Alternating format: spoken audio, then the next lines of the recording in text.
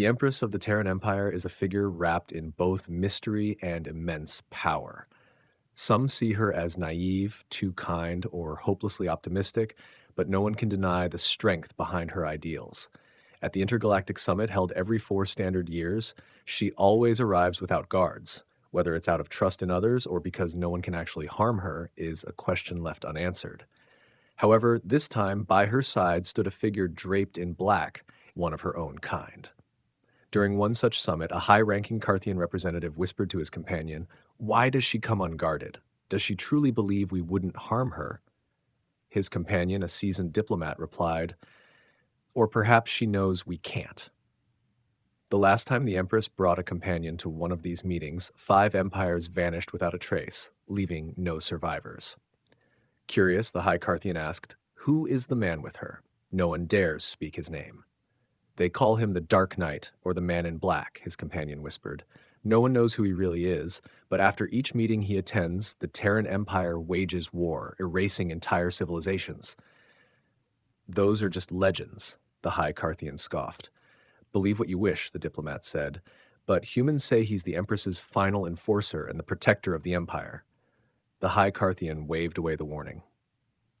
As the descendants of the galactic tree, they considered themselves superior, viewing such stories as mere scare tactics to intimidate other races. 25 galactic standard years later, the Karthians, tired of being regarded as inferior to humans, decided it was time to take their place at the top. In their arrogance, they attacked a small mining world on the edge of human space, slaughtering all 2.8 billion civilians. Upon hearing the news, the Empress pleaded, "Stop this needless violence. You have no idea the forces you're meddling with." But her words were ignored, and the attacks continued.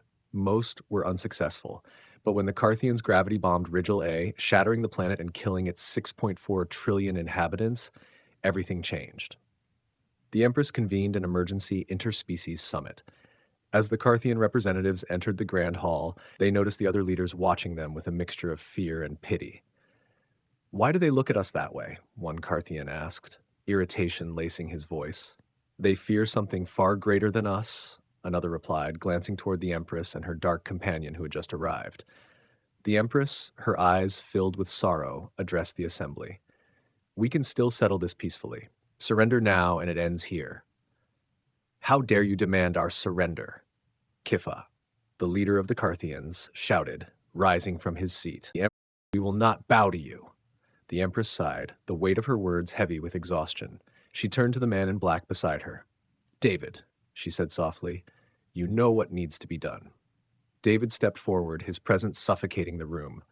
"I hereby sign the death warrant for the entire Karthian species," he declared, his voice devoid of emotion. "Trillions will be erased. May imperial justice account in all balance. The Empress protects."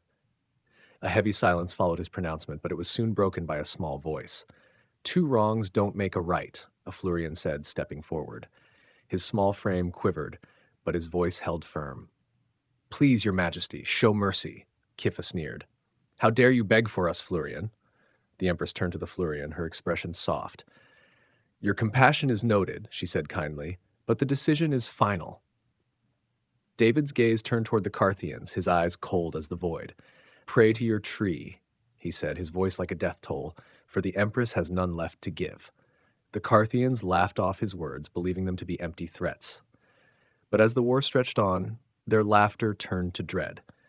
By the 6th month, their capital system was obliterated by a supernova bomb created by collapsing a star into a black hole. Their sacred galactic tree, their goddess, was consumed by flames, its screams echoing through the cosmos. On the scorched battlefield of the Karthians' last surviving planet, Kipha gazed up, horror-stricken. Amidst the devastation stood David, his sword engulfed in black flames, leading soldiers clad in pitch-black armor. Kipha, his strength fading, crawled toward a figure. It was the Empress. Desperate, he rasped, "Please, spare us." The black-armored soldiers moved to strike him down, but the Empress raised her hand, halting them. She looked down at him, her gaze filled with sorrow and pity. "I remember you," she said quietly. With his last ounce of strength, Kipha begged, "Please, your majesty, spare my people. We'll leave. We'll never return." Her voice was gentle yet unyielding. Take the last few thousand of your kind, she decreed, and never set foot in this galaxy again. Tears filled Kipha's eyes. I should hate you, he whispered. I should curse you, but thank you. Thank you for sparing us. For a brief moment, the Empress appeared more divine than any goddess they had ever worshipped. As Kipha's vision dimmed, the last thing he saw was her retreating figure, bathed in the glow of the dying flames. This is the end of the story. Thank you for watching and making it through its entirety. If you enjoyed this story, please consider liking and subscribing.